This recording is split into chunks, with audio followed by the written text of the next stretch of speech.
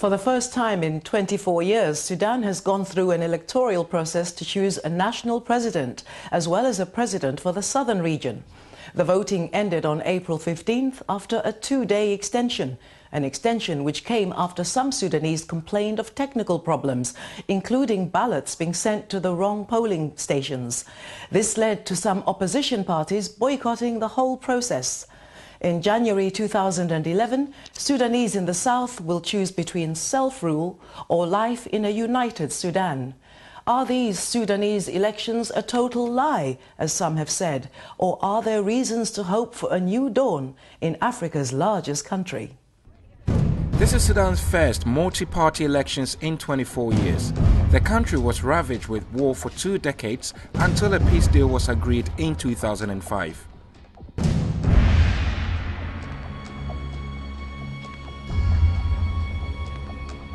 Frequent coups d'etats and civil wars between government forces and Sudan's People Liberation Movement are among the reasons why elections haven't been held until now. Other factors include the Darfur crisis and the subsequent arrest warrant by the ICC for the country's president, Omar al-Bashir. Furthermore, a key point in the 2005 peace agreement was broken when an Arab militia and SPLM clashed in Abyei area on North-South divide. Hello and welcome to Africa Today. I'm Vuyiswa talking to you from Press TV's London studios. UN officials, including Secretary-General Ban Ki-moon, had stressed the need for peaceful and credible elections, noting their importance both for Sudan and the international community. However, some still consider the country to be still at war, with these elections being more about the international community showing off its achievements in the area rather than addressing the concerns of the Sudanese people. Here with me to discuss whether these elections will be considered legitimate are Dr. Vincent Magombe, Director from Africa Inform International, Dr. Khalid AlMubarak, a media counsellor with the Sudanese Embassy, and from the Sudanese capital in Khartoum, Press TV Correspondent Roshan Mohammed Salih to give us the latest update. Gentlemen, thanks for joining us. Thank you. If I could start with you, Roshan, there in Khartoum, could you give us a picture of what the atmosphere was like during the elections and some of the concerns that I raised earlier? Hello, Roshan? Well, I arrived in Sudan a few days before the elections began, and there were some concerns about irregularities, about the fact that President Omar Hassan al-Bashir could muster more resources effectively to mount a more effective political campaign before the election started itself. And he had lots more money than the opposition, for example, which didn't have much money at all.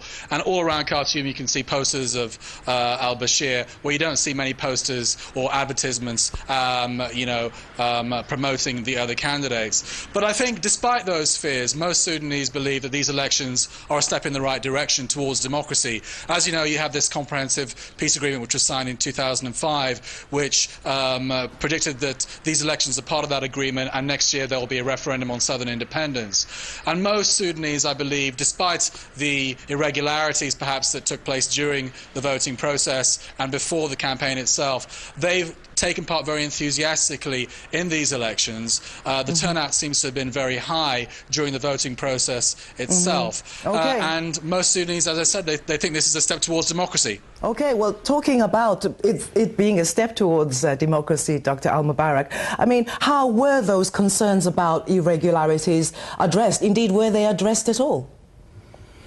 Yes, they were addressed. They were raised by observers. Let's remember that there are about 750 observers from the European community, from the Carter Center, from the Islamic Conference Organization, from Egypt, from many other countries.